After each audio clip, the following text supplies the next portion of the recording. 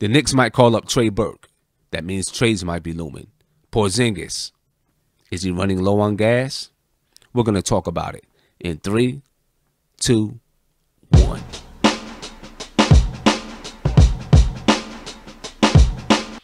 According to Stephen Bondy from the New York Daily News, there's people within the Knicks organization that want to bring Trey Burke up. But there's some maneuvering to do. Let's take a look. Here's what Bondy had to say. For the Knicks, the chances of losing Burke increases if he's not called up before the G League Showcase, which starts January 10th in Toronto. It's the league's premier scouting event. Burke, a former lottery pick and teammate of Tim Hardaway Jr. at Michigan, can be scooped up by any NBA team. Players are eligible for 10-day contracts beginning Friday, which means tomorrow, January 5th, but teams still need an open roster spot. New York's current starting point guard, Jarrett Jack, is the only Knick on a non-guaranteed deal. His contract will become guaranteed if he's not cut by January 7th. And because it takes a full 48 hours to clear waivers, the guaranteed date is technically January 10th. Among the other 14 players on the roster, point guard Raymond Sessions would be the most likely waiver wire candidate given his small contract, which is 1 year, $2.33 million, and lack of playing time. Bondy went on to say that the Knicks would rather not waive a player. They'd like to open up a roster spot through a trade. A likely person to be traded would be Kyle OQuinn. Opt-out clause. That's what Kyle OQuinn has. He can opt out at the end of this season. This is not coming from Stephen Bondy. This is coming from me. This is what I know. Kyle OQuinn makes a little bit more than $4 million a year, which is relatively low in the NBA. He's probably outplaying that contract. So it's likely that Kyle OQuinn will opt out at the end of this season, looking for a bigger contract. Now the Knicks, $17 million to Noah, $17 million to Cantor. You got Billy Hernan-Gomez on the bench. Probably would not re-sign Kyle OQuinn to a bigger contract. So it makes sense for the Knicks to look to shop Kyle OQuinn, try to get a second-round draft pick, open up a roster spot, then you can sign Trey Burke. If the Knicks are going to make a move, they better make a move, because time could be limited. We've had a lot of discussions about Trey Burke in our live post-game shows. One of the questions is whether or not the Knicks owned his rights. Well, I got in contact with a representative from the Westchester Knicks, and this is what she told me. The Knicks do not hold his rights. Our only players protected by the Knicks are our two-way guys, Cornet and Hicks.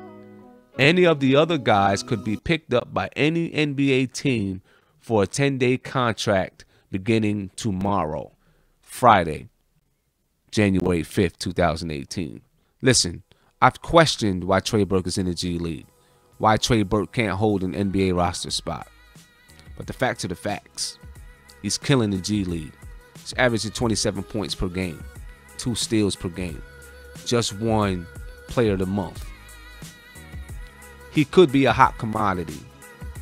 Teams looking for point guard play might be looking to tear down his door, trying to get a contract, a valuable contract at that. So what moves would you make? This is what I do. I don't touch Jarrett Jack. He's valuable. We need this. We need his basketball IQ.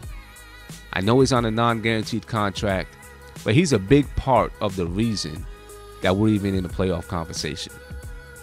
Kyle OQuinn, I continue to try to trade him, try to find a trade partner.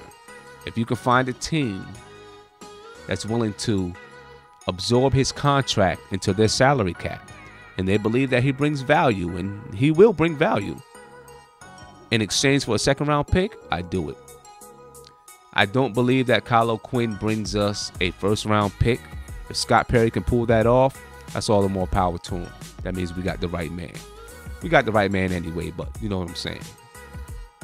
Sessions. I believe that Sessions can be valuable to us down the line.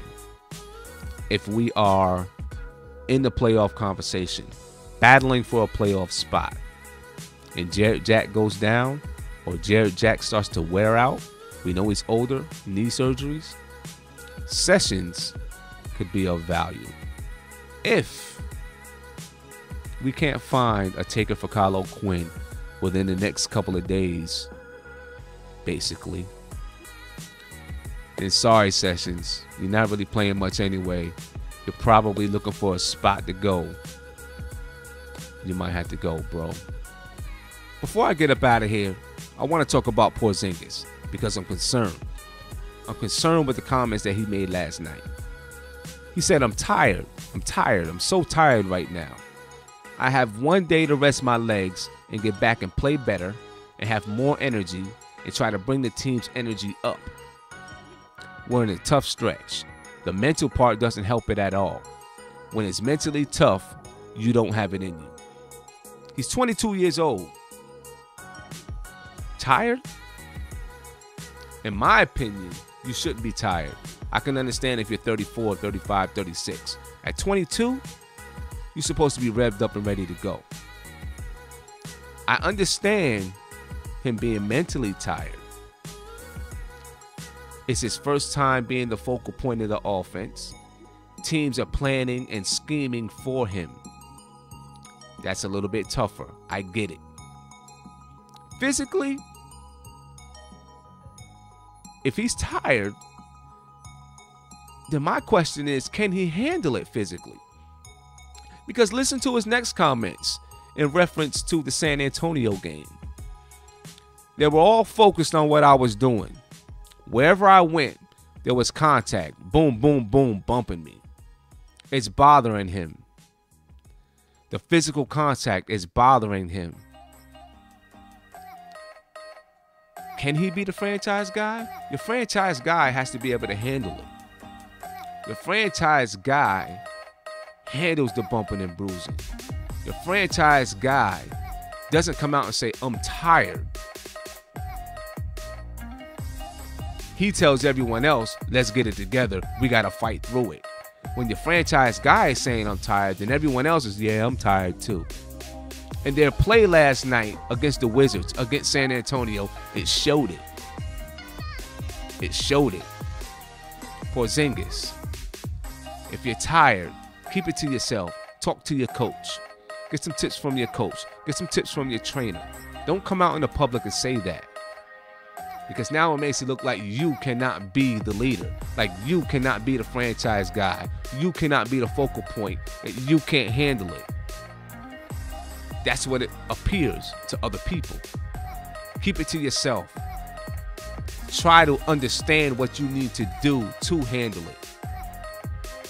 But when you say that out loud to everyone, it sends a message that you can't handle it. So come on, KP, let's get it together. Be the man. Be the focal point. Be the franchise. I'm out. Make sure you check out my live post-game show after every game. Subscribe, ring the bell, and you get a notification as soon as I go live. Check out my new website right here. Check out these videos right there. Peace.